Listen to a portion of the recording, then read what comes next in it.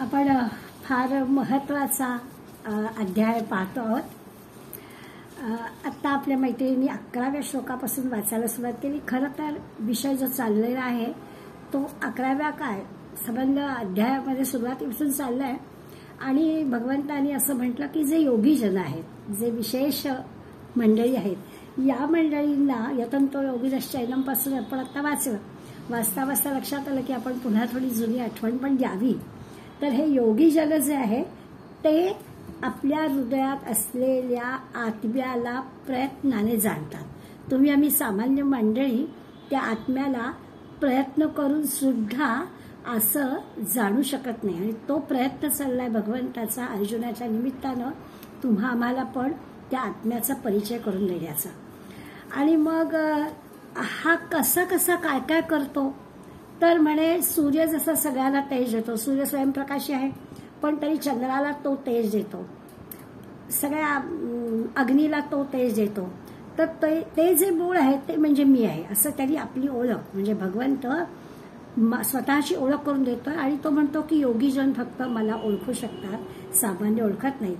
ते म्हणतात मी सगळीकडे पृथ्वीमध्ये मी शिरून मीच आधार देतो सगळ्याला. आपल्याला जसं आहे ना की आपण जमिनीवर उभे राहतो, रोज सकाळी आपण समुद्र वसरे देवी पर्वत स्थल मंडळ म्हणून भूमीला नमस्कार करतो. या भूमीवरती आपण सगळ्या गोष्टी करतोय, ती भूमी आपला आधार आहे. तर भगवंत म्हणतो त्या भूमीत शिरून, त्या पृथ्वीत शिरून मीच सगळ्यांना आधार देतो. म्हणजे आता या भूमीवरती आपण शेती करतो आणि त्याच्यावर त्या अन्नधान्यावर आपण सगळेजण जगतो. तर त्या भूमीमध्ये मी शिरून हे सगळं करतो असं भगवंत प्रत्येकाचं. अहं वैश्वानरो भूत्वा, सगळ्यांच्या शरीरात राहणारा, सगळीकडे जे काही आहे ते मी तुमच्या शरीरात राहून तुम्ही जे 4 प्रकारचं अन्न खाता त्या अन्नाचं पचन सुद्धा मीच करतो असा सगळा विषय. खरं म्हणजे भगवंत स्वतःचा परिचय, स्वतःला तुम्ही ओळखा, भगवंताला तुम्ही ओळखा असं सांगण्यासाठी तो स्वतःबद्दलच्या सगळ्या गोष्टी सांगतात. मागच्या 16व्या श्लोकामध्ये आपण 16व्या श्लोकात आपण असं पाहिलं की द्वामिमो पुरुषो लोके क्षरश्चाक्षरयवच आणि क्षरसर्वाणि भूतानि कूटस्थो क्षर उच्यते. थोडं आणखीन एक पाऊल भगवंतानी पुढे नेलं. हे तर सांगितलं की मी सगळ्याला आधार आहे, मी सगळ्याला कारण आहे असं सगळं. आता त्यांनी सांगितलं की या संबंध विश्वामध्ये एक क्षर म्हणजे नाशिवंत गोष्ट आहे. जे जे दिसतं आहे ते नाशिवंत आहे आणि त्यामुळे ते नाशिवंत असणारा एक खरं म्हणजे त्याला क्षर पुरुष असा शब्द का आपला पुरुष तत्व आहे ना. पण तरी सर तुम्हाला आम्हाला कळावं म्हणून सांगितलं की जे जे नाशिवंत आहे तिथे पण मी आहेच. त्यामुळे ते क्षर पुरुष म्हणून माझी ओळख आहे. दुसरं काय आहे तर दुसरं एक नाहीसं न होणारी एक गोष्ट आहे. जसं आपण म्हणतो की आत्मा हा वेगवेगळी रूपं धारण करून आलेला आहे. त्यामुळे तो नाशिवंत म्हणजे नाश होणारा नाही आहे म्हणून त्याला म्हटलं अक्षर पुरुष. पण त्याच वेळेला त्यांनी सांगितलं की क्षरसर्वाणि भूतानि कूटस्थो अक्षर उच्यते. आणि मग एक नाशिवंत आणि एक नाश न होणारे हे 2 प्रकारचे पुरुष सांगितलेच, ज्याला अक्षर पुरुष आणि अक्षर पुरुष म्हटलं. यामध्ये सगळ्या भूतमातांची शरीर ही नाशवान आणि जीवात्मा विनाश म्हटला जातो. अगदी बरोबर आहे. आज आपल्याला ते तिसऱ्या एकाची आठवण करून देणार किंवा ओळख करून देणार आहे. हा तर आपल्याला कळला. अगदी आपण आपल्या देहापुरता विचार केला तर हा देह नाशिवंत आहे म्हणून त्याला क्षर पुरुष असं म्हटलं. आणि हा देहामध्ये असणारं जे चैतन्य आहे, आत्मतत्व आहे, ते नाश न पावणार आहे म्हणून त्याला अक्षर पुरुष म्हटलं. या 2 गोष्टी आपल्याला कळल्या. आता प्रश्न असा आहे की आणखीन एका पुरुषाची, उत्तम पुरुषाची ओळख आजच्या 17व्या श्लोकात भगवंत आपल्याला करून देणार आहे. आता हा तिसरा काय आणला, दासबोधामधला उत्तम पुरुष आम्हाला कळला होता, पटला होता. तसा उत्तम पुरुष समाजामध्ये असावा म्हणजे समाज चांगला असतो. त्या उत्तम पुरुषाची लक्षणं आम्ही दासबोधात अभ्यासली, वाचली, ती आम्हाला कळली, पटली. तसं होण्याचा आमचा मानस असतो, असा प्रयत्न असतो. इतपत ठीक आहे हो. पण आता तत्वज्ञानाच्या क्षेत्रामध्ये हा तिसरा पुरुष, उत्तम पुरुष हा प्रकार काय आहे असं स्वाभाविक आपल्याला वाटेल. ते 17व्या श्लोकामध्ये भगवंत आपल्याला सांगतोय. उत्तम पुरुषस्त्वन्यः परमात्मेत्युदाहृता यो लोकत्रयमाविश्य बिभर्त्य व्ययेश्वर. आता या श्लोकामधला विचार केला आता उत्तम हा पुरुष हा तू अन्य हा म्हणजे वेगळा आहे, दुसरा आहे. हा जो मी आज उत्तम पुरुष तुम्हाला सांगणार आहे हा अन्य म्हणजे वेगळा आहे, दुसरा आहे. क्षर पुरुष आणि अक्षर पुरुषापेक्षा वेगळा आहे, तिसरा आहे. 1, 2, 3 म्हणून नाही, तिसराच आपण म्हणतो ना, ते तिसरंच झालं. ते तिसरं म्हणजे वेगळं, अन्य अशा अर्थाने. काय काय झालं तर या लोकत्रयम आविष्य, तिन्ही लोकांमध्ये आविष्य म्हणजे प्रवेश करून तो सगळ्यांचं भरण पोषण करतो. आपण पाहणार आहोत तिन्ही लोक म्हणजे काय, किंवा तो भरण पोषण करतो म्हणजे काय. कसा आहे हा पुरुष, उत्तम पुरुष आहे, तो अव्यय आहे, ईश्वर आहे, परमात्मा आहे, इति उदाहृतः असं त्याचं वर्णन केलेलं आहे. 17व्या श्लोकाचा नुसता जरी शब्दार्थ म्हणून आपण पाहिलं तर आपल्या लक्षात येईल की हा उत्तम पुरुष आहे. हा उत्तम पुरुष अन्य म्हणजे वेगळा आहे, क्षरपुरुषाच्या आणि अक्षरपुरुषाच्या वेगळा आहे. याला आपण परमात्मा असं म्हणूया. बऱ्याच ठिकाणी असं झालं की तो क्षर अक्षर बरोबर ईश्वर शब्द वापरला किंवा आत्मा शब्द वापरला, चैतन्य शब्द वापरला की आपण गडबडून जातो. मग आज आपण असं लक्षात घेऊ की क्षरपुरुष, अक्षरपुरुष आणि उत्तम पुरुष, आणि हा उत्तम पुरुष म्हणजे परमात्मा आहे. आणि हा परमात्माच या अक्षरपुरुषाला पण आणि अक्षरपुरुषाला पण सगळ्यांना आधार देणार आहे. आता म्हणजे काय ते सगळं आपल्याला या श्लोकाच्या आणि या श्लोकांवर माऊलीने दिलेल्या ओव्यांच्या आधारानं समजून घ्यायचं आहे. सुरुवातीला मी अभ्यास करत असताना मला असं वाटलं की हे खूप अवघड आहे, पण जसं जसं त्यात शिरायला लागलं की असं वाटलं की नाही, हे अवघड नाही आहे. खरं म्हणजे हे समजुतीला म्हणजे समजलं तर सोपं आहे. फक्त ते आपल्याला प्रत्यक्ष तसं आचरण करायला नक्कीच अवघड आहे, कारण आपण देहामध्ये अडकलेलो आहोत ना म्हणून. पण आपल्याला कळण्याच्या दृष्टीने काही मोठं अवघड आहे अशातला भाग नाही. पुरुष म्हणजे तत्व असं म्हटलं तर एक क्षर आहे, एक अक्षर आहे, आणि ह्या क्षर अक्षरापेक्षा तिसरं हे उत्तम पण वेगळं आहे. काय आहे त्यांनी असं म्हटलंय तर यापूर्वी सुद्धा निरनिराळ्या प्रकारच्या शब्दांनी याची ओळख आपल्याला झालेली आहे. असं नाही आहे की एकदमच 15व्या अध्यायात भगवंतांनी एवढं मोठं तत्वज्ञान सांगायला सुरुवात केली. गमतीनं बरेच प्रवचनकार विवेचनकार असं म्हणतात की किती लहान वयामध्ये 12वा 15वा अध्याय लोकांकडून पाठ करून घेतला जातो मुलांकडून. खरं म्हणजे 15वा अध्याय इतकं सगळं तत्वज्ञान ठासून भरलंय की त्याचा काहीच त्या, पण केवळ लहान आहे म्हणूनच तो फक्त आकाराने लहान असणारा अध्याय असल्यामुळे तो पाठ करून घेतला जात असावा. या पलीकडे फार काही नाही. प्रत्येक श्लोक आपण आता गेले किती दिवस आपण 15व्या अध्यायाचा अभ्यास करतो आहोत, आपल्या लक्षात येईल. अनेक ठिकाणी मी आपल्याला असं म्हटलं पण की मला अभंग ज्ञानेश्वरीची मदत घेऊन अर्थ लावावा लागला, परंतु जसं जसं खोलात जायला लागलं तसं तसं लक्षात आलं की अरे त्याला फक्त जाणून घ्यायचं आहे, त्याला फक्त समजून घ्यायचं आहे. आणि ते समजलं जायला दाखवता येणार नाहीये, दिसणार नाहीये, ही गोष्ट खरी आहे. तो जो परमात्मा आहे तो परमात्मा दिसणार नाहीये, किंवा ज्या कोणी योग्याला तो कळला आहे तो दाखवू पण शकणार नाहीये, परंतु तो नाहीये असं नाही आहे. त्यामुळे तो जाणून घेणं, ते समजून घेणं एवढाच फक्त खरा म्हणजे भाग उरलेला आहे. आपण पण प्रयत्न करूया तो समजून घेण्याचा, जाणून घेण्याचा. तर असं आपण पाहतोय की यामध्ये असणारं जसं व्यवहारामध्ये आपण जीव शब्द वापरतो, ईश्वर शब्द वापरतो, परमेश्वर शब्द वापरतो, किंवा आपण जीव शब्द वापरतो, आत्मा शब्द वापरतो आणि मग परमेश्वर किंवा परमात्मा शब्द वापरतो.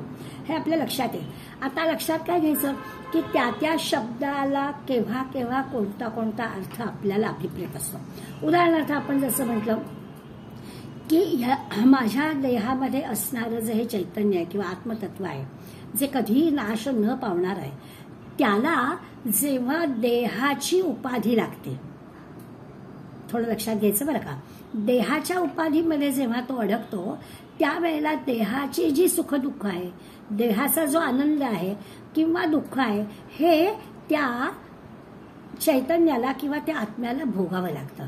आणि मग त्यावेळेला जो तो असतो ना तो क्षराकडे जाणारा असतो. म्हणजे काय तर आपण नेहमी उदाहरण घेतो, आठवण फक्त करून देते.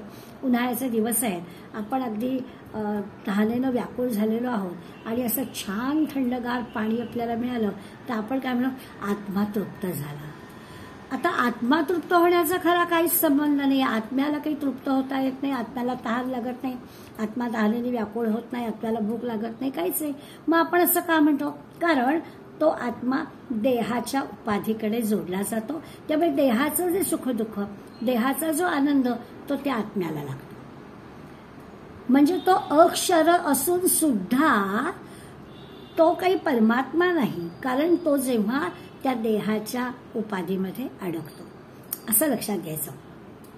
आणि मग हे लक्षात घेतलं की जेव्हा केव्हा इंद्रियांच्या वरचढ तो होतो, त्यावेळेला तो कसा असतो, तो अक्षर असतो. होता असं की आपण इंद्रियांचं बिलकुल ऐकायचं नाही. इंद्रियांना पुष्कळ सुखासीनतेची आवड असली तरी त्यात न अडकता तेव्हा तो इंद्रियाचा कंट्रोल करतो, तेव्हा तो अक्षर असतो. मग अशा वेळेला कधी त्या जीवाला क्षर म्हणायचं, कधी अक्षर म्हणायचं.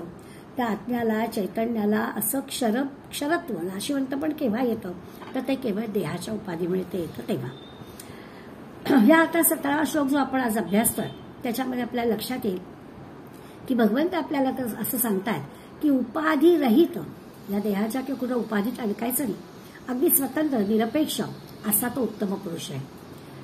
या देहात असणारं हे आत्मतत्व कधीतरी उपाधीत कसं अडकतं ते आपल्याला कळलं. अगदी साध्या उदाहरणाने आपण पटवलं हे आपल्याला नेहमीच लक्षात येतं की ते जीव घाबरला. जीव का घाबरला? देहाला कंप सुटला, देहाला भीती वाटली, देहापुरतं मर्यादित राहावं ना, नाही, पण तो आतला जीव घाबरला असं आपण म्हणतो, कारण तो देहाच्या उपाधीमुळे अडकतो तेव्हा. आणि त्यामुळे खरं तर अशा गोष्टी त्या देहाच्या उपाधीपासून तो बाजूला राहिला तरच तो अक्षर असा होतो. पण अक्षर असून सुद्धा त्याला जरी अक्षर पुरुष म्हटलेलं असलं तरी तो देहाच्या उपाधीत अडकला की त्याची गडबड होते. यासाठी म्हणून 17व्या श्लोकामध्ये आता माऊली आपल्याला विविध उदाहरणाने ते पटवून देणार आहे. साधी साधी उदाहरण आहे की आपण कसं म्हणतो समुद्र, फेस, लाटा, अशा सगळ्या गोष्टी आहेत. आता ह्या सगळ्या शब्द वेगवेगळे आहेत किंवा ते शब्द उच्चारले की आपल्याला डोळ्यासमोर येणारी गोष्ट, फेस म्हटला की समुद्राच्या पाण्याचा फेस दिसेल, लाटा की समुद्राच्या पाण्याच्या लाटा आपल्या डोळ्यासमोर येतील, समुद्र म्हटला की अथांग सागर पसरलेला आहे आपल्या डोळ्यासमोर येईल. पण आपण जर विचार केला तर या सगळ्याशी पाणी ही एकच गोष्ट आहे आणि ते जे की आहे त्या पाण्याला म्हणायचं उत्तम पुरुष. मग त्या लाटा येतात जातात त्यामुळे त्या अक्षर नाशिवंत आहे, तो फेस येतो जातो त्यामुळे तो नाशिवंत आहे असं म्हणता येईल. किंवा ते जे समुद्राचं पाणी आहे तेच त्या लाटांच्या त्या फेसाच्या रूपात येतं, म्हणजे त्या उपाधीत येतं म्हणून असं म्हणता येईल. पण या सगळ्यामध्ये जे काही आहे ते मात्र पाणी आहे.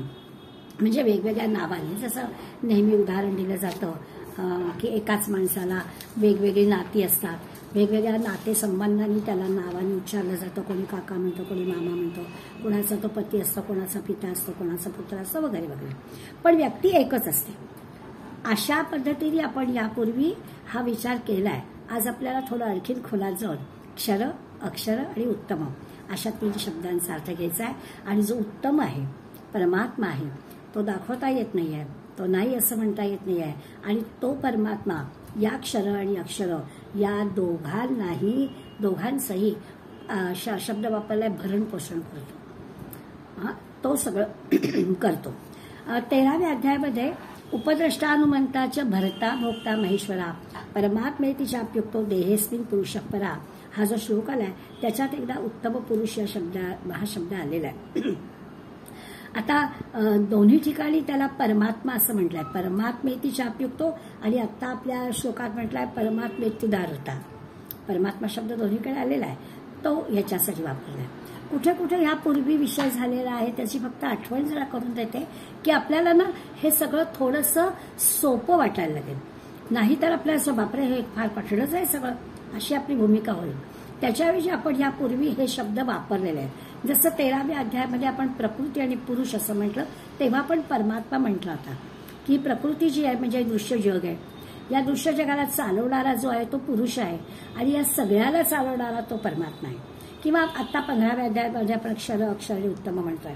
हा जो उत्तम आहे हा तिसरा, हा सगळ्याच्या अतीत, वेगळा, अन्य अशा अर्थाने. दुसरं, या सगळ्याहून तो श्रेष्ठ आहे, उत्तम, नावच म्हणून उत्तम पुरुष आहे, तर वेगळं त्याचं श्रेष्ठत्व वगैरे करायची काही आवश्यकता नाही आहे. अव्यय आहे, कधीच नाश न पावणार आहे, न झिजणार आहे, असा सर्वसमर्थ परमात्मा आहे. तो सर्व समर्थ आहे, सर्व शक्तिमान आहे आणि म्हणून हा वेगळा आहे. क्षर आणि अक्षराला सोडून असा भिन्न ठिकाणी तो राहतो असं काही म्हणायची आवश्यकता नाहीये. तो सगळीकडेच आहे तर तो भिन्न ठिकाणी राहत नाही. फक्त त्याला त्याची जी भूमिका आहे ती अशी श्रेष्ठ आहे, सूक्ष्म आहे. क्षर आणि अक्षराला आधार देणे, तिन्ही सगळ्या गोष्टी तो धारण करतोय. अशा पद्धतीचं त्याचं जे स्वरूप आहे ते आपल्याला लक्षात घ्यायचं आहे. उत्तम पुरुषावर आता मी म्हटलं तसं जीवाच्या सुखदुःखाचा प्रभाव नाही. म्हणजे तो या इंद्रियांच्या प्रभावामध्ये अडकायची काही संभवत नाही. जसं आता आपण म्हटलं की आपलं जे आत्मतत्व आहे ते ह्या देहाच्या उपाधीमध्ये अडकतं. ज्या परमात्म्या किंवा ज्या उत्तम पुरुषाबद्दल आपण बोलतो आहोत तो उत्तम पुरुष हा जीवाच्या सुखदुःखामध्ये, देहाच्या सुखदुःखामध्ये, दृश्य जगामधल्या सुखदुःखामध्ये अडकत नाही. आता निरनिराळ्या पद्धतीने आपण त्याचं वर्णन पूर्वी केलं आहे. कधी कधी आपण त्याला साक्षी म्हटलंय.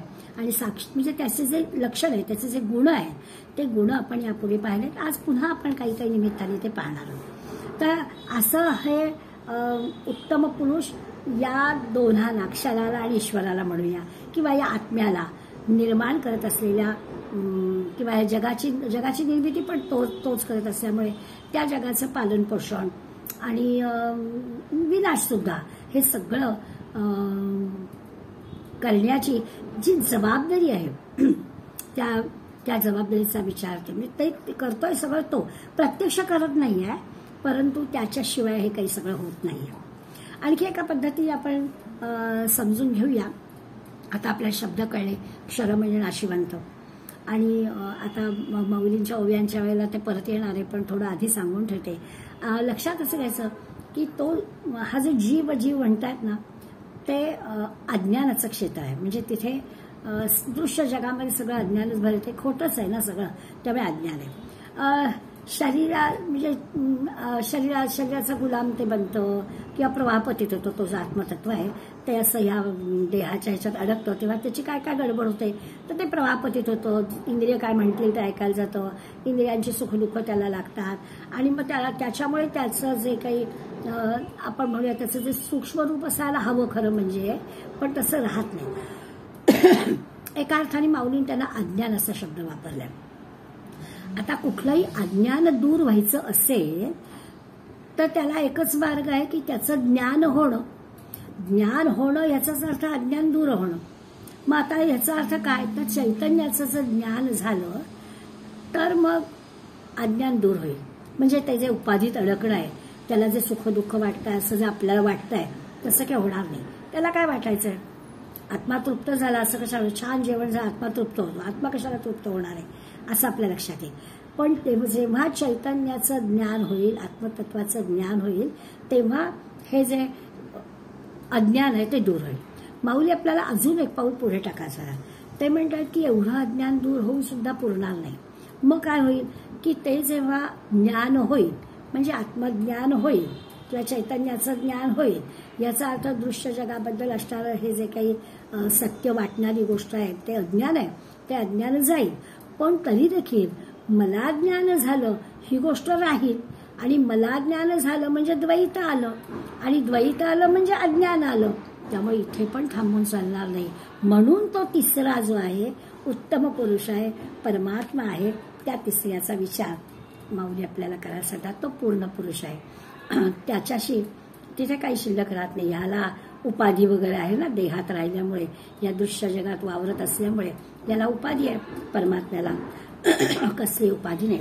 उत्तम पुरुषा तू अन्य हा असं त्यांनी वर्णन केलं. आता लक्षात घ्यायचं, क्षर हा कळलं नाशिवंत म्हणून.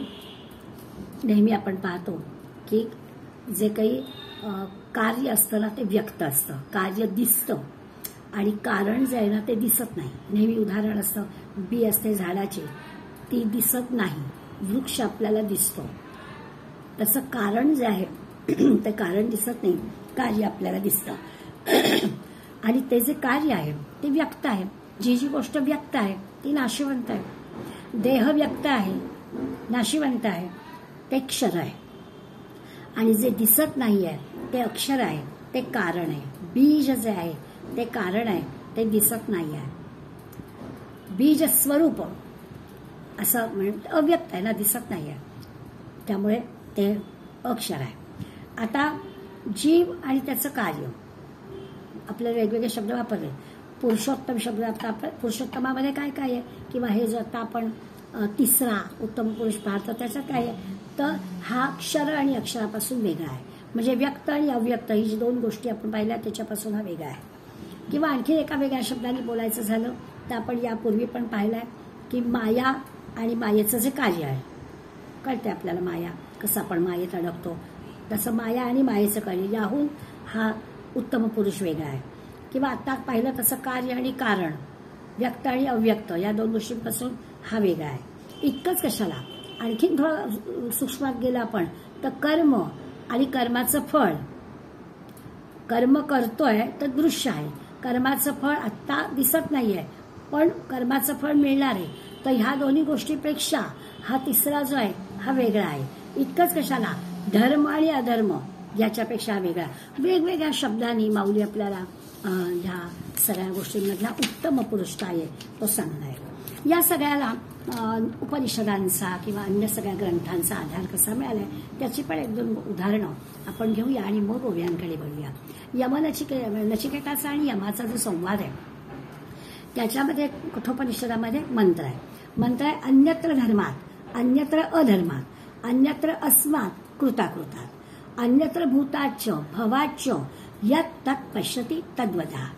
काय सांगतोय नचिकेत तर नचिकेत यमदेवांना असं म्हणतोय म्हणजे खरं तर विनवणी करतोय की सद्गुण दुर्गुण किंवा आता म्हटलं तसं कार्यकारण भूत भविष्य या सगळ्याच्या पलीकडे असणारी जी गोष्ट आहे म्हणजे आपण जो उत्तम पुरुष म्हणतोय परमात्मा म्हणतोय तो मला सांगा. त्याची मागणी जी आहे ना ती ही उत्तम पुरुषाची परमात्मा मला सांगा ही आहे. हाच उत्तम पुरुष नचिकेताला जो नेमका हवाय ना तोच उत्तम पुरुष आज आपल्याला या श्लोकामध्ये पाहायचा आहे. आता याची ओळख पूर्वी आपल्याला गीतेमधल्या 3ऱ्या अध्यायात केली. इंद्रियाणि पराण्याहु इंद्रियेभ्य परम मनः मनसस्तु परा बुद्धे यो बुद्धे परतस्तु सहा. 42वा श्लोक आहे त्याच्यामध्ये पण इंद्रिया आणि पराण्याहु म्हणा. पराण्याहु म्हणजे हे जे स्थूल देह आहे या स्थूल शरीरापेक्षा इंद्रिय सूक्ष्म आहे. कशापेक्षा काय सूक्ष्म आहे ते या श्लोकात सांगितलं आहे. तर हे आपल्याला कळतं की ह्या देहापेक्षा इंद्रिय सूक्ष्म आहे बरोबर आहे. इंद्रियेभ्य परम मनः इंद्रियांपेक्षा मन सूक्ष्म आहे. मनसस्तु परा बुद्धे मनापेक्षा बुद्धी श्रेष्ठ आहे. बुद्धे परत असतो सहा आणि बुद्धीपेक्षा तो सहा म्हणजे परमात्मा तो सगळ्यात श्रेष्ठ आहे. या परमात्म्याची ओळख 3रा अध्याय भगवंतांनी आपल्याला करून दिली होती. तोच उत्तम पुरुष नचिकेताला जो अपेक्षित आहे तोच उत्तम पुरुष आज आपल्याला माऊली काही योग्यांमधून सांगणार आहे. आता आणखीन एक गोष्ट लक्षात घ्यायची की हे ना मी मगाशी म्हटलं की 15वा अध्याय सगळ्या तत्वज्ञानाचा आहे. तर याच्यामधला जो सिद्धांत आहे ना तो सिद्धांत आपल्या आता जसं आपण म्हटलं की इंद्रिया देहापेक्षा इंद्रिय इंद्रियांपेक्षा मन मनापेक्षा बुद्धी आणि बुद्धीपेक्षा तो परमात्मा म्हणजे ते जो तो उत्तम पुरुष. कशापेक्षा काय या सगळ्याच्या मुळाशी देहापेक्षा इंद्रिय हे आहेत इंद्रियापेक्षा मन मनापेक्षा बुद्धी हे बरं आहे पण मुळात देह. तसं हा सिद्धांत असं सांगतो की मूळ जे आहे माऊली आपल्याला उदाहरण देणार आहे की एखादी गोष्ट जेव्हा दुसऱ्या गोष्टीला निर्माण करते किंवा प्रकाशित करते तसं ती त्याच्यापेक्षा सूक्ष्म बनते. जसं उदाहरणार्थ बर्फ आहे तर बर्फ बनतो पाण्यापासून पण पाण्यापासून तो बनतो म्हणून बर्फापेक्षा पाणी सूक्ष्म आहे. बर्फाला आकार आहे बर्फ काही जागा व्यापणार आहे आणि त्यामुळे त्याच्यापेक्षा पाणी सूक्ष्म आहे पाणी श्रेष्ठ आहे. पाणी नसेल तर काही बर्फ होणारच नाही. पण मग पाण्यापेक्षा वाफ सूक्ष्म आहे कारण वाफेपासून पाणी निर्माण होतं. असं कशापेक्षा काय श्रेष्ठ आहे कळण्यासाठी त्याच्या पुढे हे कुठून निर्माण झालं हे कुठून निर्माण झालं हे कुठून निर्माण झालं असं करत जावं लागतं आणि मग जो आपल्याला मिळतो तो परमात्मा मिळतो. त्या परमात्म्याचा विचार करायचा आहे. आणि श्लोकामध्ये लोकत्रयम आविष्य आणि बिभरती सगळ्यांचं तो पोषण करतो. या लोकत्रयाचा पण विचार आपण करून ठेवूया. थोडा आधी भूमी तयार केलेली असली की ओव्या आपल्याला पटापट समजतील म्हणून हा माझा प्रयत्न चाललाय की लोकत्रय म्हणजे कोण तर जीव जगत आणि ईश्वर हे 3 आपल्याला शब्द माहिती आहेत. तर हे या 3 लोकांचा किंवा आता आणखीन थोडा वेगळ्या पद्धतीने पण किंवा सोप्या पद्धतीने पण आपण करणार आहोत. पण आधी जीव जगत ईश्वर याचा विचार करूया. काय असतं तर जग आपल्याला माहिती आहे, जगाबद्दल विचार करायचा तर जग सारखं बदलत असतं, परिवर्तन होत असतं. आमच्या वेळेस असं नव्हतं, असं वारंवार आपल्याला वाक्य ऐकायला मिळतं की आपण बोलतो. याचं कारण असं आहे की हे सगळं परिवर्तित, बदल होणारी गोष्ट असते. परंतु या बदल होणाऱ्या जगताला सुद्धा भगवंत म्हणतोय बिभरती, त्याचा सुद्धा पोषण वगैरे करणं, आधार देणं आहे ना, हे सगळं मीच करतो. त्यामुळे तो परमात्मा जो आहे, तो परमात्मा या सगळ्या बदलत्या विश्वाला सुद्धा आधार देतो, जगताला आधार देणार आहे.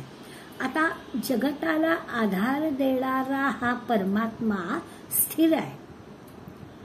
मधून मधून आपल्याला त्या उत्तम पुरुषाची लक्षणं नंतर फायनली पाहिजेत ना.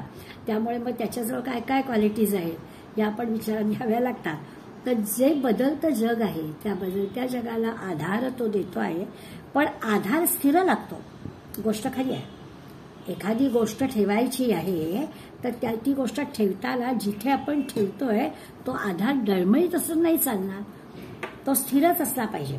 त्यामुळे तो परमात्मा जो आहे, तो परमात्मा सगळ्यांना आधार देणारा आहे, तर तो परमात्मा स्थिर आहे. खरी गोष्ट आहे. हलणाऱ्या, बदलणाऱ्या, परिवर्तित होणाऱ्या या सगळ्या गोष्टींना स्थिर आधाराची गरज आहे. आपल्याला आपल्या लहानपणच्या काळातलं उदाहरण माहिती आहे. आपण जातं फिरवायचो, जात्याची जी वरची तळी आहे ती फिरवायची, पण ती फिरेल केव्हा, खालची तळी जेव्हा स्थिर असेल तेव्हाच. खालची पण तळी फिरायला लागली तर पीठ बारीक होणारच नाही. तर खालची तळी स्थिर राहते. कुठलीही गोष्ट फिरवायची, बदलायची, परिवर्तित करायची, अस्थिर असणार असेल तर त्याच्या मागे स्थिरता असावी तर होईल. किंवा आपण आता आपल्या घरातल्या दूरदर्शनच्या पडद्यावरती एका पाठोपाठ एक चित्र पाहतो. ही जी वेगानं येणारी चित्र आपल्याला दिसतात त्याच्या मागे तो स्थिर पडदा असतो. तो आधार देणारा पडदा स्थिर असला तरच ते चलचित्र आपल्याला दिसणार आहे. त्यामुळे कुठल्याही परिवर्तित होणाऱ्या गोष्टींचा आधार म्हणून एक स्थिर गोष्ट लागते. या सगळ्या बदलणाऱ्या जगाचा जो आधार आहे तो परमात्मा आहे. जीव जगत बघितलं आपण, जीव विचार केला तर जीव काय आहे, तर आपलं मगाशी बोलणार तसं की तो अनुभव घेणार आहे. देहाशी त्याचं तादात्म्य असतं, त्यामुळे त्याला सुख दुःख भोगावं लागतं. तो येतो जातो असं आपल्याला वाटतो. खरं तर देह जातो येतो, पण देह जातो येतो, देहाबरोबर तोही गेला असं आपण म्हणतो. आणि त्यालाही, खरं त्या जीवालाही आधार हा परमात्म्याचाच आहे. त्यामुळे जगताला पण आधार परमात्म्याचा आहे, जीवाला पण आधार परमात्म्याचा आहे.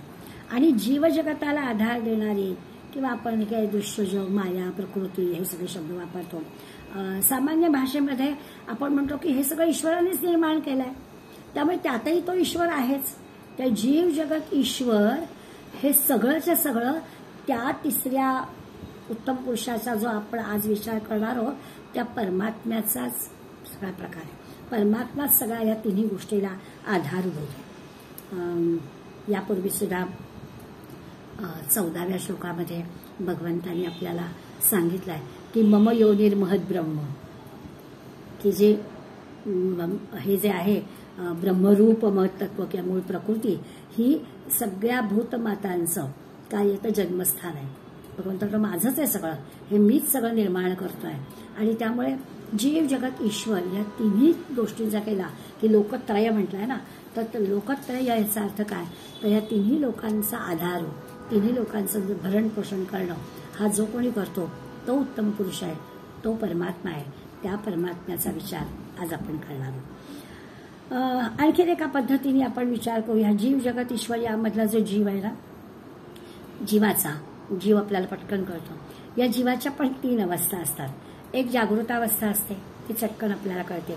ही जागृतावस्था म्हणजे स्थूल गोष्टी सगळ्या, ज्याला जागेपणी आपण जे बघतो. माझ्या डोळ्यांनी मी पाहिलंय, आता तुझ्या डोळ्यांनी पाहिलं असलं तर ते खरं असेल असं कशावरून, पण तरी आपला विश्वास असतो त्याच्यावर. त्यामुळे ही जी आपली जागृत अवस्था आहे ती जागृत अवस्था म्हणजे स्थूल प्रपंच असा शब्द वापरलाय. किंवा दुसरी जी आहे ती स्वप्नावस्था आहे. ते सगळं खरं तर मनाचं साम्राज्य असतं. स्वप्न आहे, काहीतरी आपण दिवसभर गोष्टी बघितलेल्या असतात आणि मग त्याचं आपल्याला काहीतरी स्वप्नामध्ये वेगळं दर्शवलं, कारण ते मनाचा खेळ, मनाच्या सगळ्या गोष्टी असतात. म्हटलं तर ते सूक्ष्म प्रपंच आहे. त्यामुळे जागृतावस्था स्वप्नावस्था आपल्याला कळते. आणि तिसरी अवस्था जी आहे ती सुषुप्ती आहे, पण ते अज्ञानाचं क्षेत्र आहे. त्याला कारण प्रपंच असं म्हटलं आहे. त्या स्थूल सूक्ष्म कारण या तिन्ही शब्दांमुळे आपल्याला कळेल की हे जागृती, स्वप्न आणि सुषुप्ती ह्या 3 गोष्टी पण आहेत. हे सुद्धा सगळं त्या एकावर म्हणजे त्या परमात्म्यावर, ह्या 3 अवस्था सुद्धा त्याच्यावर असतात. या सर्वांनाही हाच परमात्मा आधार देतो असं तो आपल्याला सांगतो. म्हणजे नियंत्रणात ठेवतो. विभर्ती म्हटलं ना, त्याचं भरणपोषण तो करतो. तो असल्याशिवाय हे काहीच होत नाही. जागृतावस्था असू दे, स्वप्नावस्था असू दे, नाहीतर निद्रा असू दे, या तिन्हीला त्या परमात्म्याखेरीज काहीच करता येणार नाही. आणि तो परमात्मा कसा आहे तर तो परमात्मा अव्यय आहे, बदलत नाही. मयाध्यक्षेण प्रकृती असं त्यांनी म्हटलेलं आहे. सुयतेसे चराचर म्हणजे खरंच हा जो उत्तम पुरुष आहे. काही नव्याने सांगणार आहे तशातला काही भाग नाही आहे. 3ऱ्या अध्यायापासून 13व्या 14व्या आता 15व्या सगळ्या ठिकाणी आपल्याला वेगवेगळ्या पद्धतीने या उत्तम पुरुषाचा विचार केला आहे. आता आपण माऊलींच्या ओव्या पाहणार आहोत आणि उत्तम पुरुषाला माऊली कसा सांगतायत त्याचा विचार करणार आहोत. ओवी आहे 526. आता अन्यथा ज्ञानी. आता जे काही आपण विचार केला ना त्यातले काही शब्द परत परत येतीलच, पण माऊलींची उदाहरणं किंवा माऊलींच्या जी पद्धत आहे सांगण्याची त्याच्यातून आपल्याला आणखीन या न दिसणाऱ्या पण असणाऱ्या या उत्तम पुरुषाची ओळख चांगल्या पद्धतीने होऊ शकेल. माऊली म्हणतात आता अन्यथा ज्ञानी या दोनही अवस्था जयाजनी तया हरपली घदी अज्ञान तत्व. काय म्हणतात ते? अन्यथा ज्ञानाच्या 2 अवस्था आहेत. अन्यथा ज्ञान म्हणजे खरं, अन्यथा ज्ञान याचा अर्थ खोट्याला खरं मानणं. खोटीच गोष्ट आहे पण असं भासवायचं खरं आहे असं. अशा ज्ञानाच्या म्हणजे अन्यथा ज्ञानाच्या 2 अवस्था आहेत, ज्या आता आपण म्हटलं की स्वप्न आणि जागृती. या स्वप्न आणि जागृती 2 अवस्था म्हणजे खरं अज्ञानातच लोप पावतात. काहीच नसतं ना. स्वप्नामध्ये जे असतं तेही खोटंच असतं, तेही अज्ञान असतं. जागं झाल्यावर आपल्याला कळतं. आणि जागृतीमध्ये जे दिसतं ते तसंच असतं. जे सगळं काही सत्य नसतंच किंबहुना नसतंच. त्यामुळे या 2ही गोष्टी ह्या अज्ञानात लोप पावतात. म्हणजे गाढ झोपेचा जर विचार केला, सुषुप्तीचा विचार केला तर तिथे हे सगळं लोप पावतो. गाढ झोपेमध्ये स्वप्न पण नसतं, गाढ झोपेमध्ये आपण जागे पण नसतो. त्यामुळे असं म्हणू शकतो की सुषुप्तीमध्ये या 2 अवस्था लोप पावतात. पण ही गाढ झोप जी आहे ती गाढ झोप हे पण अज्ञानच आहे. त्यामध्ये या 2 गोष्टी लोप पावत असते. म्हणून त्यांनी त्यांना अन्यथा ज्ञान असं म्हटलं की जे खोट्याला खरं मानतात. अगदी सुषुप्ती अवस्था आहे, अगदी निद्रा छान, काय छान झोप लागली होती की त्यावेळेला जागृतावस्था आणि स्वप्नावस्था दोन्ही नव्हत्या. अगदी बरोबर आहे. पण म्हणून ती जी अवस्था आहे सुषुप्ती अवस्था आहे, ती सुषुप्ती अवस्था म्हणजे काही आत्मज्ञानाची प्राप्ती नाही, काही ती काही समाधी अवस्था नाही. काही गाढ झोपेतून पुन्हा जागे होणार, पुन्हा या दृश्य जगामध्येच असणार, ती काही समाधी अवस्था आपली नाही. आणि म्हणून त्यांनी म्हटलं आता अन्यथा ज्ञानी या 2ही अवस्था जनाजनी तया हरपली घनी अज्ञान तत्व. हे जे अज्ञानाचं क्षेत्र म्हणजे नाशिवंत क्षरपुरुष ज्याला म्हटलंय, म्हणजे त्या शरीराचा गुलाम किंवा मग अशी म्हटलं की ते प्रवाहपतीत होतं, सुखदुःख त्या देहाचे त्याला लागतात. हे सगळं अज्ञान आहे. खरं म्हणजे त्याला काही लागायला नको आहे. तो काही सुखी होतो किंवा तो काही दुःखी होतो असं काही नाही आहे. देहाला काही सुखदुःख असू शकतं. पाय दुखतो आहे, गुडघा दुखतो आहे, डोळा दुखतो आहे, डोकं दुखतं आहे, हे शरीराच्या बाबतीत आपण म्हणू शकू. पण आत असणाऱ्या त्या चैतन्याला काही दुखताय फुकताय असं म्हणायचं कारण नाही आहे. असा विचार केला तर ज्या वेळेला आपण त्याला असं म्हणतो तेव्हा ते काय आहे तर ते आपलं अज्ञान आहे. आणि मग अज्ञान जातं म्हणजे ज्ञान होतं. मग आपल्याला ज्ञान झालं की त्या अक्षर असणाऱ्याला हे काही नाही आहे, सुख नाही, दुःख नाही, भूक नाही, तहान नाही, असं काही नाही. आणि मग असं वाटतं की हे ज्ञान झालं म्हणजे अज्ञान संपलं. एखाद्या गोष्टीचं ज्ञान झालं म्हणजे अज्ञान संपलं. अगदी बरोबर आहे. आणि मग अज्ञान संपतं तेव्हा ते आत्मतत्व, ते चैतन्य ह्याचं ज्ञान आपल्याला झालं म्हणजे अज्ञान संपलं. बरोबर आहे. अहम ब्रह्मास्मी किंवा सोहम अशी जी वाक्य आपण वापरतो त्याच्यामुळे तसं पाहायला गेलं तर हे अर्थ कळला. पण ते सुद्धा अज्ञानच. 6 अहम तो मी आहे असं म्हणणं हे सुद्धा अज्ञानच, कारण पुन्हा त्याच्यात द्वैत आलं. म्हणून माऊली म्हणतात आता अन्यथा ज्ञानी या दोन्ही अवस्था जरी जनी तया हरपती घनी अज्ञानत्वाची. ते अज्ञान जातंय असं वाटतं, पण प्रत्यक्षात तसं काही नसतं. ते द्वैत राहतं, तेही गेलं पाहिजे, तेही अज्ञान दूर झालं पाहिजे. जे अज्ञान ज्ञानी बुडालिया, ज्ञाने कीर्ती मुखत्व केलिया, जैसा वन्ही काष्ट जाळून या स्वये जळे. मग आपल्याला एक उदाहरण छान माऊली या ओवीत देतात की आपल्याला हे अज्ञान ज्ञान प्रकरण काय आहे ते लगेच कळेल. ते म्हणतात काय होतं, अग्नी काय करतं तर लाकूड जाळतो. अग्नीचा अनुभव आहे की अग्नी काय करतं, आपल्याला घरात सुद्धा आपण उदबत्ती लावतो, धूपाची काढणी लावतो तर जळते, बरोबर आहे. आणि स्वतःवरती अग्नी पण हे पण जळतं, अग्नी पण आधी ती काडी पण जळते, काष्ट पण जळतं आणि पाठोपाठ अग्नी पण शांत होऊन जातो, काहीच राहत नाही, बरोबर आहे. अग्नी म्हणजे लाकूड पण जाळतो आणि तोही विसून जातो, म्हणजे तो शांत होतो, अग्नी पण शांत होतो. अग्नीमुळे ते काष्ट जळतं, काष्टही जळून जातं, अग्नीही शांत होऊन जातो. तसं ज्ञानाने समूळ अज्ञान नाहीसं होतं, असं ज्ञान हवं आहे. ज्या परमात्म्याचा आपण विचार करतोय त्यांनी अज्ञान समूळ गेलं पाहिजे. जसं काष्ट पण जळून जातं, अग्नी पण शांत होतो, तसं ज्ञान झालं पाहिजे की दोन्ही गोष्टी गेल्या पाहिजे. तैसे अज्ञान ज्ञाने नेले, अज्ञान नाहीसं झालं, ज्ञानामुळे अज्ञान नाहीसं झालं. आपण वस्तू देऊनी गेले, वस्तू म्हणजे आत्मवस्तू. कशामुळे हे अज्ञान दूर झालं, आत्मवस्तूचं ज्ञान झालं, आत्मज्ञान झालं, म्हणून हे अज्ञान नाहीसं झालं. ऐसे जाणणे निवीण उरले जाणते जे. असं असा जो कोणी आहे, अज्ञान संपलं, अज्ञान नाहीसं झालं आणि आत्मज्ञान झालं. अज्ञान नाश होणं म्हणजेच काय आहे तर आपण ज्याला त्रिपुटी म्हणतो ना, ज्ञाता ज्ञेय आणि ज्ञान, ही त्रिपुटी संपून जाते. म्हणजे काहीच राहत नाही, सांगणारा पण राहत नाही, माझं अज्ञान दूर झालंय हे पण सांगू शकत नाही, म्हणजे ते अद्वैत होतं. आता एवढी जेव्हा बघा तेव्हा तो परमपुरुष कळणार आहे, तो उत्तम पुरुष काय तो कळणार आहे, तेव्हा तो परमात्मा आपल्याला कळणार आहे. ते तो गा उत्तम पुरुषो जो तृतीय का निष्कर्षो दोरीहून आणि कू मागीला जो. तो जो काही आहे असं जेव्हा घडेल, त्रिपुटी सगळी संपून जाईल, माझं अज्ञान दूर झालंय असं सांगणारा पण जेव्हा नसेल, ती स्थिती जी आहे ती उत्तम पुरुषाची आहे.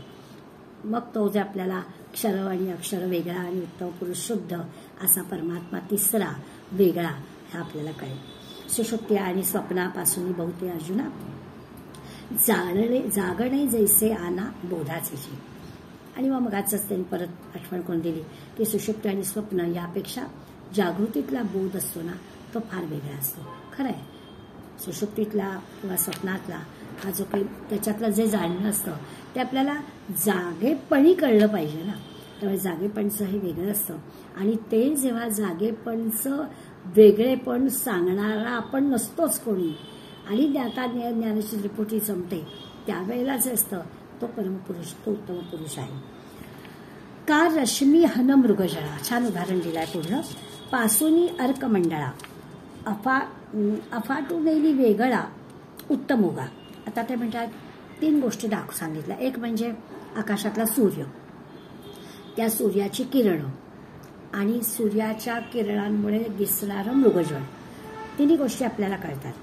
आता खरं म्हणजे असं आहे की सूर्यकिरण वेगळे आहे, ते मृगजळ वेगळं आहे, पण सूर्यमंडळ वेगळं आहे.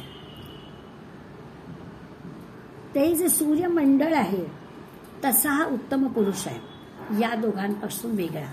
आता सूर्य नसेल म्हणजे परमात्मा नसेल, सूर्य नसेल तर सूर्याची किरणं कुठून येणार, सूर्याची किरणं नसतील तर मृगजळ कुठून दिसणार.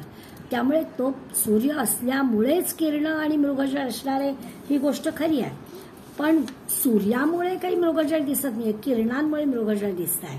आणि म्हणून ते आपल्याला सांगतायत की तो जो आहे सूर्य म्हणजे परमात्मा, आणि हे सूर्यकिरण आणि मृगजळ हे नाहीच होणार. दोन्ही क्षर आणि अक्षर, आणि तो उत्तम. थोडंसं कळलंय असं तुम्हाला वाटेल. आणखीन 2-4 उदाहरण दिली की अगदी पक्क होऊन जाईल. हे ना काष्टींचा काष्टाहून, अनारिसा जैसा वन्नी, तैसा क्षराक्षरापासून अनचितो. अनचित म्हणजे खराच. आत्ताच्या या उदाहरणामध्ये ते असं म्हटलं की लाकडामध्ये अग्नी आहे आणि तो लाकडाहून वेगळा आहे. वेगळा करता येत नाहीये, पण लाकूड म्हटलं की त्याच्यामध्ये अग्नितत्व आहेच. त्याला आपण अग्नी लावला जाळायचं म्हटलं तर त्याच्यात ते जळणार आहे. मग त्याच्या ओळीला आपण पाहिलं की ते लाकूड पण जळणार आहे, लाकडानंतर तो अग्नी पण शांत होणार आहे. अगदी बरोबर आहे. पण या क्षराक्षरात असूनही हा उत्तम पुरुष वेगळा कसा आहे त्याच्यासाठी जेव्हा हे उदाहरण घेत आहे तर माऊली असं म्हणतात की काष्ट आहे म्हणजे लाकूड आहे, त्या लाकडामध्ये अग्नी आहेच. तो अग्नी दिसत नसला तरी तो आहेच. मी एक आठवण उदाहरण देणार आहे. आपण गुगलवर सर्च करू शकता. ज्यांना अरण्य ऋषी असं म्हटलं जातं त्या मारुती चितमपल्लींनी आपल्या वानरांची शेकोटी या नावाचा प्रसंग सांगितलाय. आपण अगदी आपल्या तरुणपणी मारुती चितमपल्लींच्या पुस्तकं वाचलेली असतील, आपल्याला पण सगळ्यांना हे आठवेल. ते असं म्हणतात की निसर्गामध्ये कशी भगवंतांनी सगळ्या प्राण्यांना वेगवेगळी शक्ती देऊन ठेवली. तर त्यांनी असं पुराव्यानिशी दाखवून दिलेलं आहे की थंडीच्या दिवसात जंगलामधली वानरं काटक्या गोळा करतात, वाळलेल्या काटक्या गोळा करतात, शेकोटीसारखी त्याची रचना करतात. शेकोटी आपल्याला माहिती आहे. आणि त्या शेकोटीसारखी त्या काटक्यांची रचना करतात आणि त्या थंडीच्या दिवसातली ती रात्र त्या काटक्यांच्या भोवती ते राहतात. आणि मग त्यांनी ठिकठिकाणी पुराव्यानिशी असं दाखवून दिलाय की असं जेव्हा हे शेकोटी त्यांनी लावलेली असते, आता ती काही पेटवलेली नाही आहे, त्यांना काही ती हे नाही आहे की आगपेटीची काडी अडावी आणि त्याची शेकोटी करावी आणि त्याच्यातून ऊब घ्यावी, अशा प्रकारचं ते ज्ञान त्यांच्याजवळ नाही आहे. परंतु नुसती ते रचना करतात शेकोटीची आणि जंगलामध्ये त्या शेकोटीच्या भोवती बसतात. आणि मारुती चितमपल्ली पुढे आपल्याला असं म्हणतात की त्या काटक्या जळत नाही, कारण त्यातलं अग्नितत्व ती वानरं आपल्या थंडीपासून आपलं रक्षण करण्यासाठी काढून घेतात. काढून घेण्याची ही जी त्यांच्याजवळ असणारी शक्ती आहे ती भगवंतानी त्याला दिली आहे. निरनिराळ्या जीवांना निरनिराळी शक्ती भगवंतानी दिलेली आहे.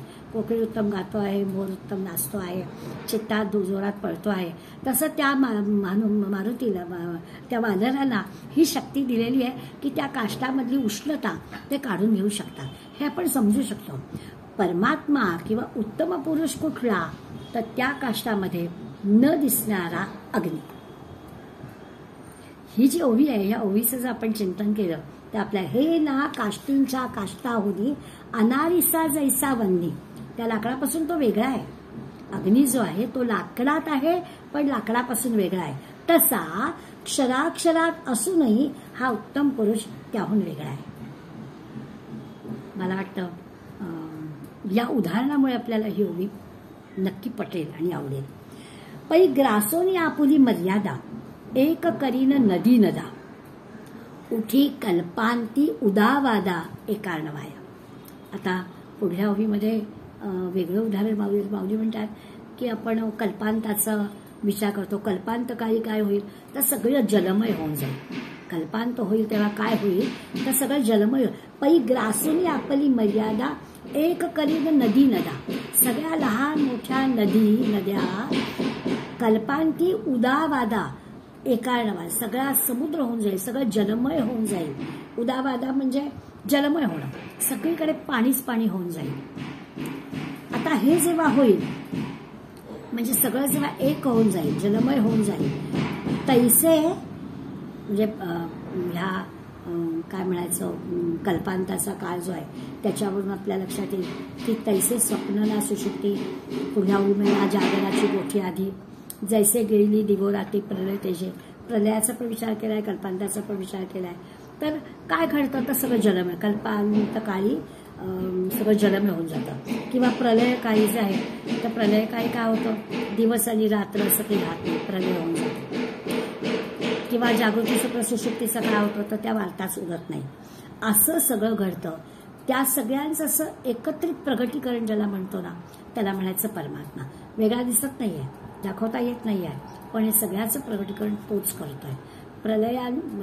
कल्पांताच्या वेळेला सगळं जिकडे जलम आहे, म्हणजे तसा तो सगळीकडे परमात्मा. एक आता कल्पांताचा विचार केला तर सगळीकडे पाणीच पाणी झालेलं आहे. याचा अर्थच असा आहे की सगळीकडे तो परमात्मा भरून राहिलेला आहे. तो वेगवेगळ्या रूपाने आपल्याला दिसतो आहे, कल्पांत नाही तेव्हा. पण कल्पांताच्या काळात काय होईल तर सगळीकडे जलमय होऊन जाईल. किंवा पुण्याच्या प्रलय काळाचा विचार केला तर काय होईल तर वेगळा काळ आपल्याला दिसणार नाही.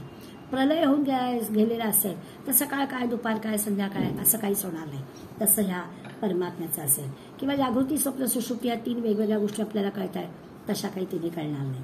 मग एकपण ना दुजे असे नाही हे नेणीजे, अनुभव निर्बुजे बुडाला जेथे. निर्बुज म्हणजे घाबरतो, भीती वाटणं. तर इथे काय होतं तर द्वैत भाव राहतच नाही, सगळं अद्वैत होऊन जातं. म्हणजे असणं नसणं असं पण असत नाही. मग एकपण ना दुजे, 2 गोष्टी राहतच नाही, द्वैत भाव राहत नाही. असे नाही हे नेणीजे, असणं नसणं पण राहत नाही. आणि असा सगळा अनुभव निर्बुजे बुडाला जेथे, असा जो नाहीसा झालेला असतो. म्हणजे असं वेगळं काही दाखवता येत नाही, दिसत नाही, नाव नाही काही. सगळीकडे जलम आहे, सगळीकडे प्रलय झालाय, सगळीकडे एकच एक भरलेलं आहे असं दिसतं. आता ते आपल्याला वेगवेगळं दिसतं. आपल्याला माणसं दिसतात, पशु दिसतात, पक्षी दिसतात, झाडं दिसतात, सगळं सगळं सगळं आपल्याला दिसतं. पण सगळीकडे परमात्माच दिसतो. असं जेव्हा होईल तेव्हा तो उत्तम पुरुष काय होतो काय ते आपल्याला कळत असेल. आपल्याला कसं कळणार? सगळीकडे जलम आहे ही जरा आपल्याला त्यातल्या त्यात प्रत्यक्ष तरी नाही, भीतीने का होईना ती आपल्याला गोष्ट कळेल की अरे बापरे, प्रलय काळात सगळीकडे जलमय होऊन जाईल. तसं सगळीकडे परमात्मा असं होऊन जाईल. आता असा विचार केला तर त्या उत्तम पुरुषाची थोडीशी ओळख आपल्याला होईल. ऐसे आणि जे काही, ऐसे आठी जे काही ते तो उत्तम पुरुष पाहिजे, जे परमात्मा इही बोलीजे नामे. हा जो परमात्मा आहे ना खरा म्हणजे स्वयंसिद्ध आहे, त्याला कशाची उपमा देणार? ऐसे आठी जे काही ते तो उत्तम पुरुष पाहिजे. हे जे काही तत्व आहे ते उत्तम पुरुष आहे, परमात्मा आहे, त्याला कशासारखा आहे, काय उपमा द्यायची तर त्याचीच उपमा द्यावी लागते. त्याच्याशिवाय दुसरं काहीच नाही तर त्याला कशाची उपमा देणार? जे परमात्मा ही बोली जे नावे, तर परमात्माच म्हणायचं. त्याला कशाची उपमा देणं शक्य नाही, कारण त्याच्याशिवाय दुसरं काही नाहीच आहे. तेही येथ न मिसळता बोलणे जीवत्मे पंडुसुता, जैसी बुडणे याची वार्ता थळीये चाली. माऊली आपलं सांगताय की असं आहे की वर्णन कोणी करायचं? अर्जुनाला म्हणाला, अर्जुना हे उत्तम पुरुषाचं वर्णन करायला उत्तम पुरुषाच्या बाहेर यावं लागेल, आणि बाहेर आलं की मग द्वैत झालं. त्यामुळे त्याचं वर्णन कसं करणार? जसं बुडणे याची वार्ता थडी याची केस आहे. काठावरचा माणूस आहे तो वर्णन करू शकेल बुडणाऱ्या माणसाचं, कारण तो काठावर आहे, बुडणारा वेगळा आहे. बुडणारा माणूस काही बुडणाऱ्याचं वर्णन नाही करणार, काठावर असेल तो करू शकेल. आता सगळंच जर परमात्मा आहे, सगळ्यात जर उत्तम पुरुष आहे तर त्याचं वर्णन कोण करणार? कारण त्याच्यापेक्षा वेगळा कोण असणार? जसं असतं ना, झोपलेला माणूस आहे, मी झोपलोय असं तो कसं सांगणार? आपण दुसरे कोणी म्हणू शकतो तो ना झोपलाय असं आपण सांगू शकतो, पण तोच कसं म्हणणार मी झोपलोय? मी झोपलोय म्हटलं की तू जागा आहेस बाबा. तसं या परमात्म्याचं आहे, त्या उत्तम पुरुषाचं असं आहे की त्या उत्तम पुरुषाचं वर्णन कशामध्ये कोण करणार आणि कसं करणार? तैसे विवेकाची ये काठी उभे ठाकली या किरीटी, पारावाराची या गोठी करणे वेदा. श्रुतीने वेदाने पण करू शकले नाहीये. अर्जुना काय आहे म्हणे, असं विवेकाच्या विचाराच्या याच्यावर जोपर्यंत आहे, आता वेदचं वर्णन करत नाहीत त्यामुळे आपण अक्षर अलीकडलं, उत्तम पुरुष पलीकडला असं आपलं नुसतं म्हणतो. असं काही नाही, सगळीकडे परमात्माच भरलेला आहे. पण आपल्याला समजुतीच्यासाठी अलीकडलं पलीकडलं, पारावाराची गोष्टी असं करावं लागतं की हे अलीकडलं आहे, हे नाशिवंत आहे, ते नाही आहे. पण तसं पाहायला गेलं तर सगळं काय ते तेच आहे. म्हणून पुरुषू क्षराक्षरू दोन्ही लेखोनी आवरू, यात म्हणती परू आत्मरूप. अक्षर पुरुष अक्षर पुरुष हे अलीकडली म्हणजे कनिष्ठ म्हणूया, आणि उत्तम पुरुष श्रेष्ठ असं आपण म्हणू शकतो. तर आहे सगळं एकच, सगळं परमात्म्यानेच या सगळ्यांना आधार दिलाय असंच सांगितलेलं आहे. त्यामुळे सगळीकडे तोच भरलेला आहे. पण तरी देखील आपल्याला क्षर अक्षर आणि उत्तम म्हणजे काय हे समजून घ्यायला हवं. अर्जुना, ऐसी यापरी परमात्मा शब्दवरी सुची जे गा अवधारी पुरुषोत्तम. याप्रमाणे परमात्मा म्हणजे पुरुषोत्तम हे उत्तम पुरुष असं सुचवलं आहे. हे नीट समजून घे. हे काही समजून घ्यायचीच गोष्ट आहे. अक्षर पुरुषाला ईश्वर म्हटलं होतं, अक्षर पुरुषालाच आत्मतत्व म्हटलं होतं, अक्षर पुरुषालाच आपण चैतन्य म्हटलं होतं. पण तो देहाच्या याच्यात गुंतला की गडबड होते ना. म्हणून मग तिसरा जो आहे तो परमात्मा आहे. तो परमात्मा या क्षराला आणि अक्षराला दोघांनाही सगळ्या गोष्टी पुरवतो. याच्यासाठी तो असणाराच पण न दिसणारा सगळीकडे ठासून भरलेला त्या परमात्म्याची ओळख भगवंतांनी करून दिली. एरवी न बोलणे नि बोलणे, चेथीचे सर्व नेणीवा जाणणे, काहीच न होणी होणे जे वस्तू. आणखीन काय म्हणतात, जसं म्हणतात ना की याला कोणाची उपमा देता येत नाही, याला याचीच उपमा, इतपत झालं तर याचं वर्णन कसं करणार, याच्यापेक्षा वेगळं होऊन करावं लागेल, वेगळं तर होता येत नाही कारण सगळं एकच आहे, असं सगळं सांगून झालं. आता म्हणतात खरं म्हणजे याचं वर्णन करायचं झालं ना तर गप्प बसणं, मौन हे त्याचं वर्णन. एरवी न बोलण्याची बोलणे, त्याविषयी मौन धरणं हेच त्याच्याविषयीचं बोलणं आहे. जेथीचे सर्व नेणी वाजणं, कुठल्याही म्हणजे आपल्या समजुतीत न येणं हेच त्याचं समजणं आहे. दाखवता येणार नाहीये, सांगता येणार नाहीये, समजवता येणार नाहीये, हेच त्याचं जाणणं आहे. ब्रह्म जाणलं असं कसं म्हणणार, जसं मग अशी म्हटलं की झोपलेला माणूस मी झोपलोय असं कसं म्हणणार, तसंच आहे. त्यामुळे याचं वर्णन करता येणार नाही. मौन हेच त्याचं खरं वर्णन आहे. सोहम तेही अस्तवाई, जेथ सांगतेची सांगणे झाले, द्रष्टुत्वेसी गेले दृश्य जेथ. आता ते सांगतात काय होत आहे की ही जी सोहम तो मी आहे अशी जी काही गोष्ट आहे ती अस्तवली म्हणजे मावळली, आणि जेथ सांगतेची सांगणे झालं, आणि मग सगळ्यांचं अधिष्ठान असणाऱ्या त्या परमात्म्याबद्दल जे काही सांगणं शक्य होतं ते सांगणं झालं. प्रयत्न केला त्या परमात्म्या उत्तम पुरुषाबद्दलची माहिती सांगण्याचा, समजून देण्याचा प्रयत्न केला, आणि द्रष्टुत्वेसी गेले दृष्ट जेथे. आणि मगाशी असं ज्ञान या त्रिपुटी संपली असं म्हटलं तसं इथे द्रष्टा दृष्टा दृष्टत्व हे पण सगळं आटून गेलं. त्यामुळे त्रिपुटी संपली की सगळीकडे तेच भरलेलं आहे, आणि मग त्याची वेगळी ओळख करून द्यायची काय आवश्यकता. आपण माऊली काय समजून देण्याचा आटोकाट प्रयत्न करतात. त्यामुळे आता समजलं असेल असं वाटत असलं तरी पुन्हा पुन्हा काहीतरी सांगा. आता बिंबा आणि प्रतिबिंबा, माझी कैसी हे म्हणू नये प्रभा, जरी कैसे निये लाभा जयाची ना. आता ते म्हणतात की कुठल्याच गोष्टीला ती जर आपल्याला प्रतीतीला आली नाही, समजली नाही, अनुभवाला आली नाही तर नाही ना जमत. म्हणलं आता बिंब आणि प्रतिबिंब याच्यामध्ये काय असतं की बिंबाची सूक्ष्म आकृती नाहीच आहे असं कसं म्हणता येईल. चंद्राचं खालती पाण्यामध्ये प्रतिबिंब पडतंय तर आपल्याला बिंब आणि प्रतिबिंब कळतं. मग असं आपण लक्षात येतं की पाणी हलतं तर आपल्याला ते चंद्र हलताना दिसतो. प्रत्यक्षात त्याचं काहीच झालेलं नाहीये, तो चंद्र काही हलत बिलत नाही आहे, पण आपल्याला पाणी हलतं म्हणून तो हलताना दिसतो. अनेक गोष्टी आहेत. आपण लहान होतो, एसटीतून प्रवास करायचो आणि मग आपल्याला असं वाटायचं की झाडं पडतायत. आता आपल्याला माहिती आहे की झाडं काही पडत नाही आहोत, आपण वेगात आहोत आणि त्यामुळे आपल्याला ते पडताना दिसत आहे. अशा ज्या गोष्टी असतात तर त्या गोष्टी, तर त्यांनी असं म्हटलं आता बिंब, पण त्यात ते नाही असं म्हणवत नाही. ते असं का दिसतं, ते दिसणं ही गोष्ट वेगळी आहे की झाडं पडताना दिसलं ही गोष्ट वेगळी, पण मुळात तो जो वेग आहे तो आहे. तो वेग जेव्हा आपल्याला कळतो की अरे झाडं बिडं काही पडत नाही आहेत, पण आपल्या वाहनाचा जो वेग आहे त्या वाहनाच्या वेगाच्या परिणामामुळे तसं दिसत आहे. किंवा तो चंद्र आकाशात आहे, ते बिंब पाण्यात पडत आहे, ते बिंब हलत आहे, ते पाणी हलत आहे म्हणून हलत आहे. हे सगळं जेव्हा आपल्याला कळतं तेव्हा आपण त्याचं आश्चर्य आपल्याला वाटत नाही. पण माऊली असं म्हणतात असं जरी असलं तरी तिथे बिंब आहे, जरी कैसेही लाभा जायची ना. जेव्हा ती सूक्ष्म आकृती आहेच, ते असल्याशिवाय पुढलं काहीच घडणार नाही. जसं मग अशी आपण उदाहरण घेतलं होतं की आकाशातला सूर्य आहे तो ते जे मृगजळ दिसतं आहे ते मृगजळ आकाशातल्या सूर्याची किरणं एका विशिष्ट पद्धतीने पडलेली आहेत वाळवंटामध्ये, तेव्हा ते दिसतात. पण सूर्य काहीच करत नाहीये. असं जेव्हा घडतं एका विशिष्ट पद्धतीने, वाळूमध्ये उन्हाळ्याचे दिवस आहेत आणि ती किरणं अशी पडली की लांबवरती पाणी आहे असं वाटतं, तो काहीच करत नाही. पण तो असल्याशिवाय हे सगळं पुढलं काही होत नाही. असा विचार केला तर बिंबा आणि प्रतिबिंबा याच्यामध्ये बिंबाची जी सूक्ष्म आकृती म्हणजे ती जी असं ती नाहीये असं कसं म्हणता येईल.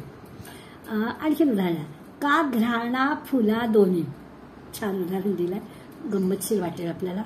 द्रुती असे जे माझारीला ठाई, ते न दिसे तरी नाही ऐसे बोलू नाहीये. किती सहज आपण करतो ना. छान चाफ्याचं फुल दिसलं की लगेच आपण वास घेतो, हा हा. आता हे जे घ्राणेंद्रिय आणि ती सुगंध फुलं या दोहोंच्या मधला हा जो काही प्रदेश आहे की ज्या ठिकाणी नेला की त्याचा गंध येणार आहे आपल्याला, तर आपल्याला आहे असं जरी तिथे काहीच नाही आहे, त्या ठिकाणी त्या प्रदेशामध्ये काहीच नाही आहे असं कोणी म्हटलं तर चालेल का? तिथे आहे ती शक्ती. त्या फुलांचा सुगंध नाकाला मिळण्याची शक्ती एका विशिष्ट जागी आहे आणि म्हणून ती तो सुगंध आपल्याला येतो. त्याच्यात न दिसे तरी नाही असे कसे म्हणावे, असं नाही बोलता येणार.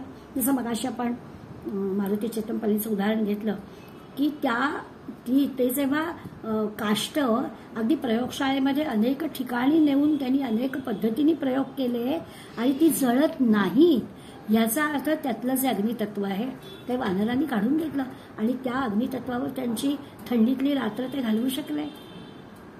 आता हे जे घडतं आहे ते न दिसे तरी नाही ऐसे बोलू नये. ते दिसत नाहीये पण असं होत नाही असं कसं म्हणता येईल. ऐसे तैसे द्रष्टा दृश्य हे जाये, मग कोण म्हणे काय आहे. हे ते अनुभवे तेची पाहे रूपतया. अशा पद्धतीने तो जो कोणी पाहणार आहे आणि जे काही पाहायचं आहे तो द्रष्टा किंवा दृश्य या दोन्ही ज्या गोष्टी आहेत त्या नाहीशा झाल्यावर कोणी जर असं म्हटलं की मग त्या ठिकाणी काय शिल्लक राहील. तर द्रष्टा आणि दृश्य दोन्ही कल्पना जाऊन जी काही स्थिती शिल्लक उरते ती आपण अनुभवाने पाहतो. ते जे काही स्वरूप आहे तो आपला परमात्मा आहे. अजूनही माऊलींच्या ओव्या संपल्या नाहीत, पण आपली शक्ती आणि आपला वेळ कमी पडतो म्हणून आपण आणखी ओव्या ज्या आहेत त्या पुढल्या वेळेस घेऊया. आज इथे थांबूया. पण आजच्या ओव्या तुम्ही पुन्हा वाचल्या किंवा आता काकांच्या आपण पुन्हा ऐकू तेव्हा आपल्याला अधिक आनंद मिळेल आणि खरंच त्या परमात्म्याची आपल्याला ओळख होईल. आणि का आपण त्या परमात्म्याला ओळखता येत नाही आणि असं कसं असेल, हा वेगळा उत्तम पुरुष कुठून आला असं उगाचच आपल्याला वाटेल. आणि एका तत्वज्ञानाच्या मोठ्या ह्याच्यामध्ये आपण असं इकडे आमच्या बस की बात नाही हे की आम्हाला समजणारच नाही असं प्रथमदर्शनी वाटता असं लक्षात की अरे हे आपल्या लक्षात आलं की हाच सगळं करतोय, हाच सगळ्यांना आधार आहे, हाच सगळ्यांचं पालधारण पोषण करतोय. तो जो परमात्मा आहे तो दिसत नसू दे पण तो नाहीये असं काही आपल्याला म्हणता येत नाही. अशी एक छान परमात्म्याची ओळख आपल्याला माऊलीने या ओव्यातून करून दिली आहे. अधिकच्या ज्या ओव्या आहेत त्या आपण पुढल्या सोमवारी घेऊया. आज इथेच थांबूया. धन्यवाद.